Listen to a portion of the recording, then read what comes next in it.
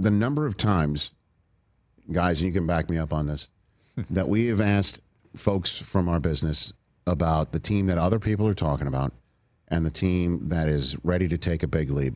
What the Denver Broncos are the team that we hear. Every single person says the Broncos. I mean, it's been remarkable. I was going to say that. And we don't even bring it up. It popped in my head. Every single person. You were about to say that too, right? Mm-hmm. Why? They the number one defense in the league last year. Mm-hmm. They add Dre Greenlaw and Talanoa Hufanga from the Niners. Mm-hmm. Two of the Niners did not want to lose those guys. The reality is the salary cap are the reason they lost those guys. Right.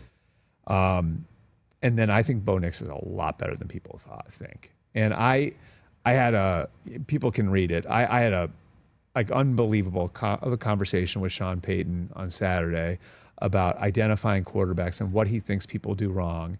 And, I remember talking to the Broncos a year ago, and this is not with the benefit of having seen how the season played out. Right.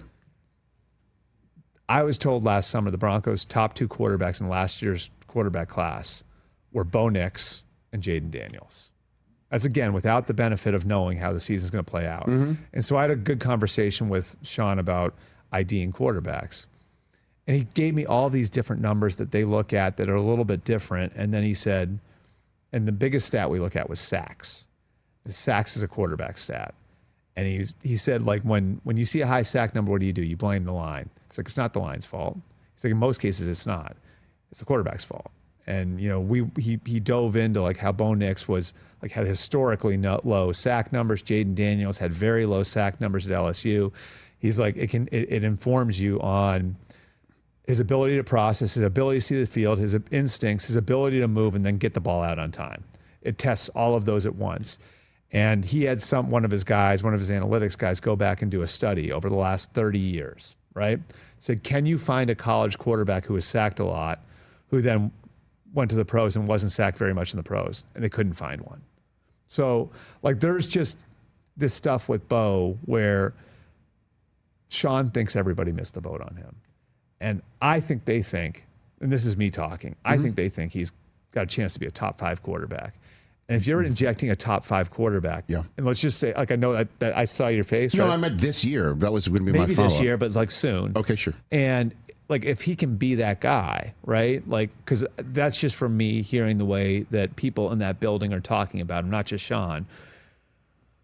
If you add that to, like, a defense that's playing at that level, and I don't think we give Bo enough credit for how he played last year, because he did not have, like, Tyreek Hill when Patrick Mahomes was young, Steph Diggs when Josh Allen was young. He did not have, like, a superstar. Terry McLaurin when Jaden Daniels was there last year. We don't give, for one reason or another, I don't think we give him enough credit for how well he played last year, especially when you consider it was like a good, not great offense around him. So I just look at the combination of things there. The division is very difficult, and that's the X factor. And I think there's a chance that the top 3 teams in that division cannibalize each other, and maybe that costs you a home playoff game if you're Denver, and maybe that costs you in the long run. But I think they're going to be a very good team. And it really is amazing that at this point last year we're wondering, about Bo Nix, and then after dead capping Russell Wilson like that, you're like, well, they're cooked. They're cooked because you also want to win, playoff games or go to the playoffs or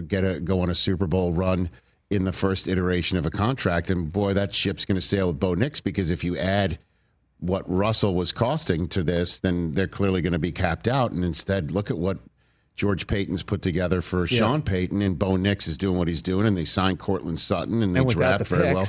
Right, you know what I mean? And it's beyond impressive, man. And Sean Payton thinks he flat out said we can win the Super Bowl this year. I mean, he's talking about him. Yeah. And everybody keeps mentioning them, which, obviously would scare me off.